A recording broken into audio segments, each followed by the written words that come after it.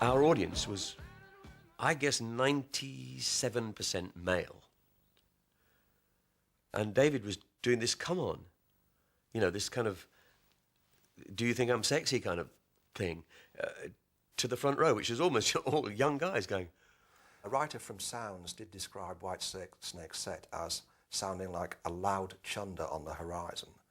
Elements of the British music press started a witch hunt on me, which I still have no idea why. I can't have slept with all the wives. I mean, I'd met some of them. They weren't exactly oil paintings. Here I go again on my own, going down the only road I've ever known.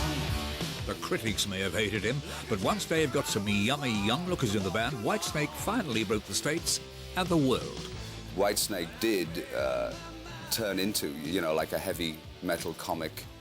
You know, if people confuse Whitesnake with Motley Crue or any of these things, looking at the pictures, it's entirely, you can understand why. Since those golden days in the late 80s, Dave's Serpent has drooped and sales have plummeted. Still, Coverdale will continue to do his own thing. His Whitesnake has extremely thick skin. Songs live and musicians and images fade.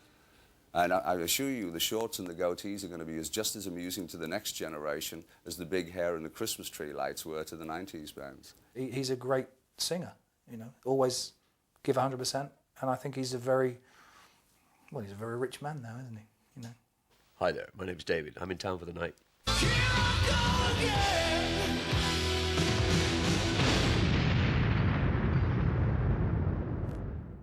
That was Whitesnake, of whom David Coverdale, I think, is still certain that I ran off with his bird at Hammersmith Odeon that time. But I wasn't guilty, in fact. And this now is a fine band of boys who have a very eccentric leader and a very eccentric singer. Come to think of it, they're all very eccentric, actually.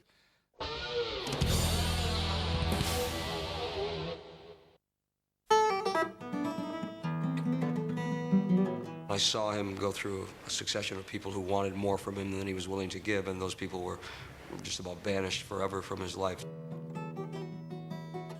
He wasn't really workable, you know, I mean, he's quite difficult to cure, so to speak.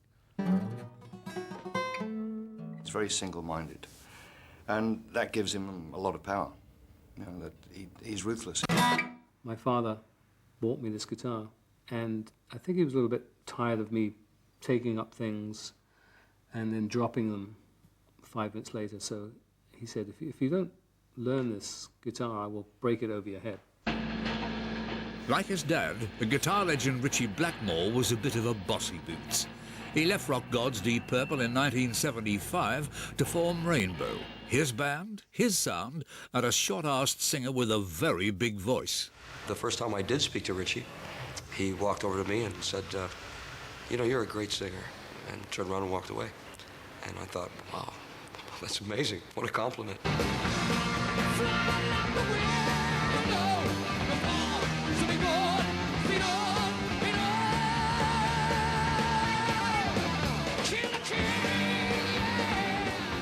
I'm not a writer of love songs. I mean, when the same thing is said over and over and over again, I just find no justice and no happiness in that. So I wanted to write things that tickled other people's intelligence. Long live rock and roll. Long live rock and roll. Long live rock and roll. Look here, if you'll everyone here, that is perfectly clear. We can rise above them. After cheerfully sacking everyone but Dio, Ritchie hired drum legend Cozy Powell. Cozy was a very strong character, and when we disagreed, we really disagreed. You know, this man was fire. It was like fire meets fire.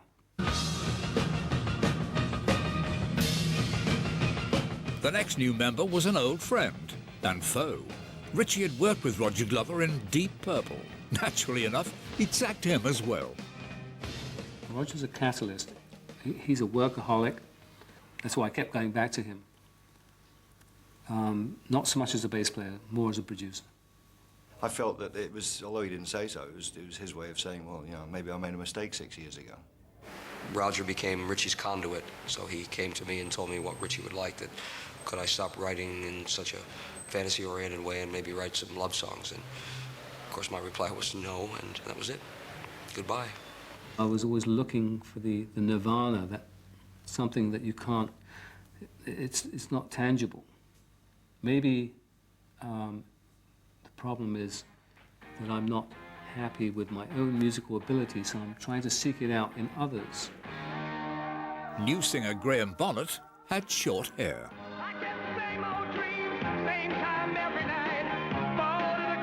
I just got a call from Roger Glover one day and he said, would you be interested in auditioning for Rainbow?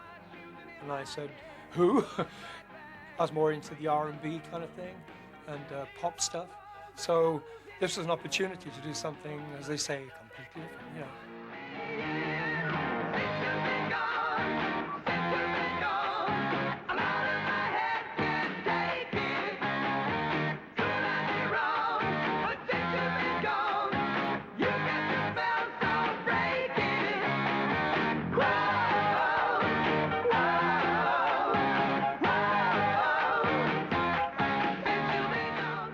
Scared shitless because I wasn't going to be accepted by the audience who had hair down to their bums. This short-haired yobbo coming on with his Hawaiian shirt on, you know, surfs up.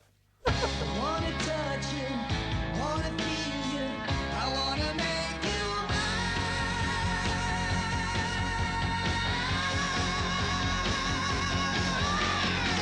I wanna love you all night long. I wanna be with you all night long. But despite 2 top 10 singles, Ritchie still wasn't happy, and drummer Cozy Powell soon got the Blackmore boot, closely followed by the frontman. I said, no, I've just had enough of this. And that was it. They wanted me to go back, but I didn't go back. But their story is that they fired me, which is not the real one. Maybe we should take it from the top. Mostly, he wanted the versatility that I could offer, freshness as well, a different angle, slant. He liked the soul in the voice. Down, down, down. He liked a real clean, pointed voice. The new singer had big hair and even bigger lungs. Rainbow soon had their biggest hit.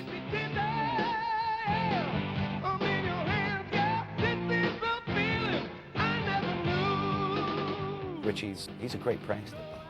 I would be singing on stage doing my solo bit, and all of a sudden I'd get like this meat and cheese and bread coming at me. And I'd be like, you know, so I'd like sort of swear at the audience, you know, and get all indignant. And as I'm walking off really, you know, immature and upset, I'd see Ritchie and the band in the pit throwing the deli platters from the hospitality room. You know, and you start to go, this is insane, you know. Rainbow had 3 top 20 albums with Joe Lynn Turner, but in 1984, Ritchie sacked everyone again and reformed Deep Purple. Today, he swapped the axe for a lute, and as New York State's only resident traveling minstrel with the cracked Renaissance outfit, Blackmore's Night. I just want to live in a musical little roundabout. I want to be at the bottom of my garden, living with fairies, playing the music that is very dear to me.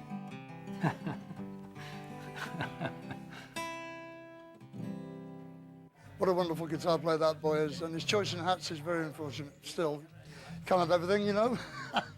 Roundabouts and swings. This is a bunch of geezers who have to play guitar because they can't be engine drivers.